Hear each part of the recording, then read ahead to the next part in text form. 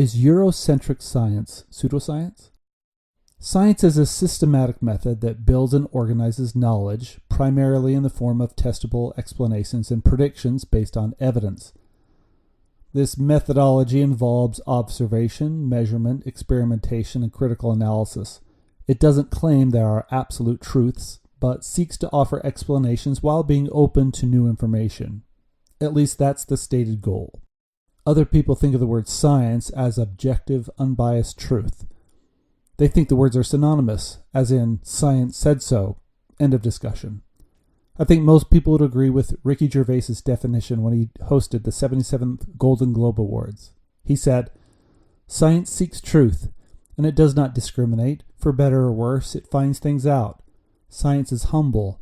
It knows what it knows, and it knows what it doesn't know. It bases its conclusions and beliefs on hard evidence, evidence that is constantly updated and upgraded. It doesn't get offended when new facts come along. It embraces the body of knowledge. It doesn't hold on to medieval practices because they are tradition." But is that really true?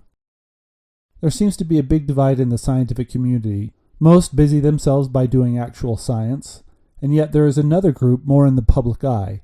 They seem to be the loudest for some reason that go about attacking other scientists. But let's more clearly define what we call science in the Western Hemisphere as Eurocentric science. There are 5 divisions: physics, chemistry, biology, earth science, and space science. Within these 5 divisions, their collective foundations rest on these 4 cornerstones: mechanism, physicalism, materialism, and reductionism. They are defined as follows. Mechanism says that everything can be understood like gears of a clock. Events unfold strictly, orderly, tit-for-tat, in cause and effect fashion. Physicalism says that everything can be described with real properties that exist in ordinary space-time, and that any meaningful statement is provable by logic or mathematics that can be demonstrated by easily verifiable experimental facts. Materialism says that everything, including the mind and consciousness, consists of matter and energy. Anything labeled spiritual, non-physical, or immaterial is nonsense. Reductionism says that everything is made up of a hierarchy of ever smaller objects, with subatomic particles at the bottom. A complex system can be understood by assessing and understanding the smaller components that it is comprised of. We are conscious of these 4 cornerstones of science, but there's one problem with them. Outside of quantum physics and the philosophy of science, they skip the secret of all Eurocentric science. They aren't actual scientific laws. They are philosophies on theories, hoping that one day the evidence will come forth and verify them. Karl Popper was the most influential philosopher of the 20th century, particularly known for his contributions to the philosophy of science. He called it promissory materialism because it depends on issuing promissory notes for discoveries not yet made. A promissory note is a contract that promises you will repay the debt in the future. So they're kind of moving the goalposts and kicking the can further into the future, hoping that evidence will come forth. To explain and extrapolate what these 4 faith-based theories mean, Rupert Sheldrake described them in his book, The Science Delusion, as follows. 1. Everything is essentially mechanical. Dogs, for example, are complex mechanisms rather than living organisms with goals of their own. Even people are machines, lumbering robots, in Richard Dawkins' vivid phrase, with brains that are like genetically programmed computers. 2. All matter is unconscious. It has no inner life or subjectivity or point of view. Even human consciousness is an illusion produced by the material activities of the brain. 3. The total amount of matter and energy is always the same, with the exception of the Big Bang, when all the matter and energy of the universe suddenly appeared. 4. Laws of nature are fixed. They are the same today as they were in the beginning and will stay the same forever. 5. Nature is purposeless and evolution has no goal or direction. 6. All biological inheritance is material, carried in the genetic DNA and other material structures. 7. Minds are inside heads and nothing but the activities of brains. When you look at a tree, the image of the tree you are seeing is not out there, where it seems to be, but inside your brain. 8. Memories are stored as material traces in the brain and are wiped out at death. 9. Unexplained phenomenon like telepathy are illusory. 10. Mechanistic medicine is the only kind that really works. Now, Eurocentric scientists aren't just going to rely on faith. They are men and women of action. So they've been testing for hundreds of years. The results of this testing have been tens of thousands of peer-reviewed studies about the 4 cornerstones of Eurocentric science. There's only one more problem with the mountains of collected evidence. All the evidence keeps confirming that the cornerstones have been falsified. Let's dive into the evidence. Materialism, reductionism, and physicalism. These struggle to explain how qualitative experiences originate from quantitative physical properties. Like, how can the same food item have a wide range of people who love it to hate it? This is known as the hard problem of consciousness, the number one problem of science, highlighting how we all know something is true, yet it is completely unknown by science. For example, these models emphasize the physical body and its biological processes. Psychological or social factors can't have any effect. The mind can't affect the body. It would falsify and break the model. Only material aspects of illness are permitted, as all phenomenon, including illness and health, can be explained in terms of physical processes. The theory really starts to fall apart when they look at things like the placebo effect, because if it's true, the placebo effect can't happen. If the mind can't affect the body, the placebo effect can't be explained. Yet the placebo effect has been significantly confirmed millions of times in every single properly done study for a century. I bet you've seen it firsthand. It's not even a matter of debate, it's just a well-established phenomenon. But let's continue exploring the foundations of the Eurocentric science. You don't have free will. If society as a whole is to adopt these theories, there is also something they don't want to tell you. We have no free will. Since all mental phenomena are simply emergent properties of the physical processes of the brain, as we are lumbering robots, like Richard Dawkins said, we are just a machine without the freedom to think or do anything. Everything is predetermined. Now, if this theory is valid, you can't be persuaded one way or the other, or any subject for that matter. You don't have to worry about believing or not believing in this theory, because if you have no free will, everyone will agree on everything. And we all know how true that is. Because if that's true, we have another problem. The entire criminal justice system would collapse because criminals don't have a choice. Their crimes were unavoidable.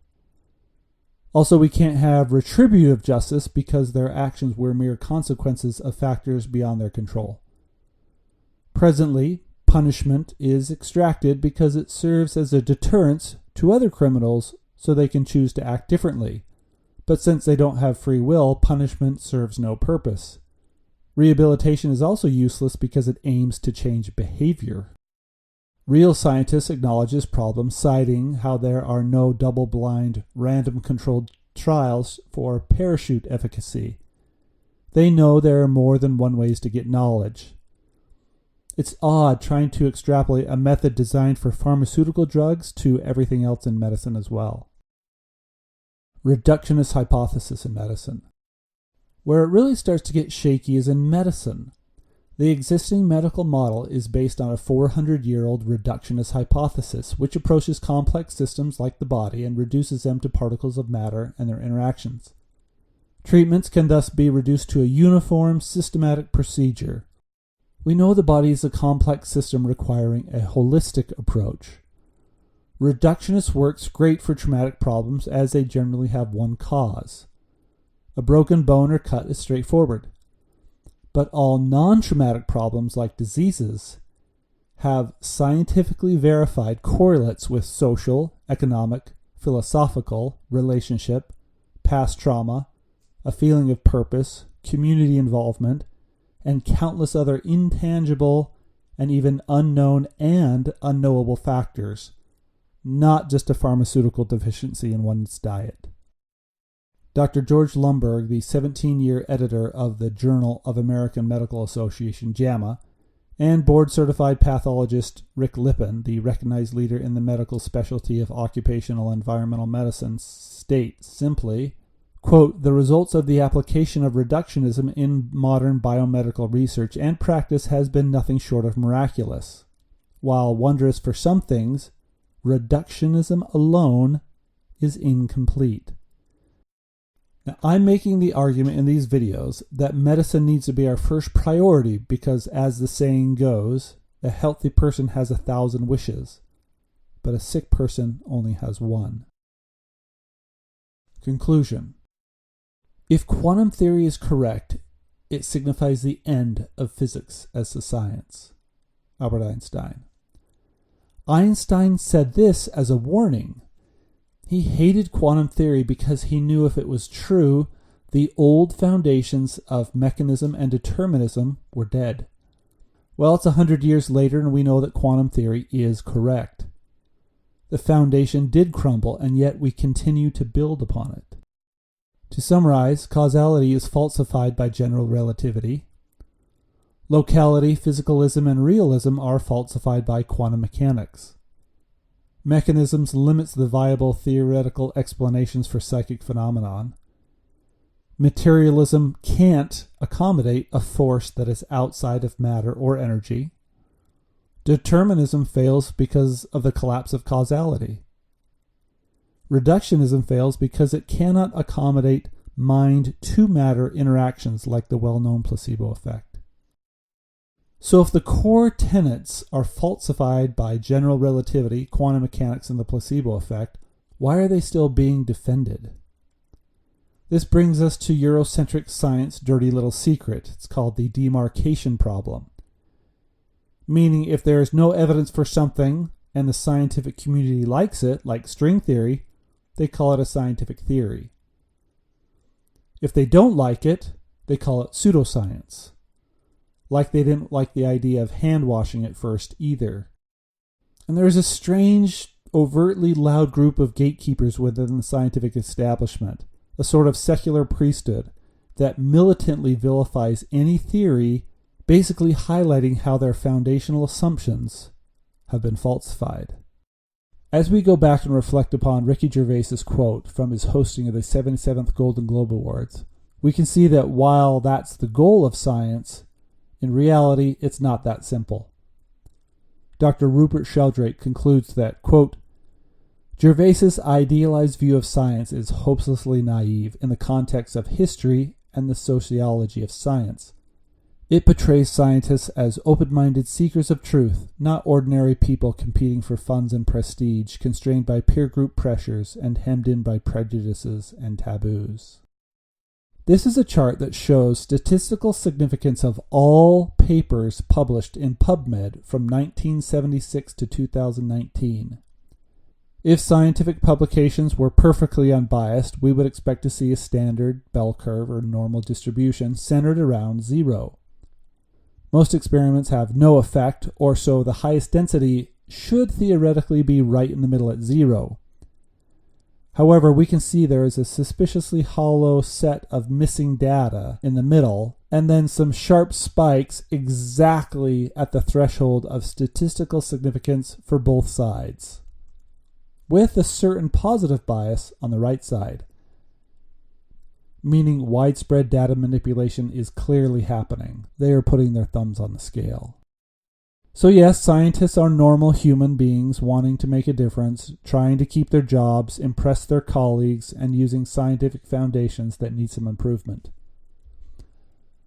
But let's see if we can find a theory with a correct and proper foundation, one that allows us to build higher and better. Because as we see in the next video, we have already built an entire multi-trillion-dollar healthcare industry on an old, shaky one. And the results speak for themselves.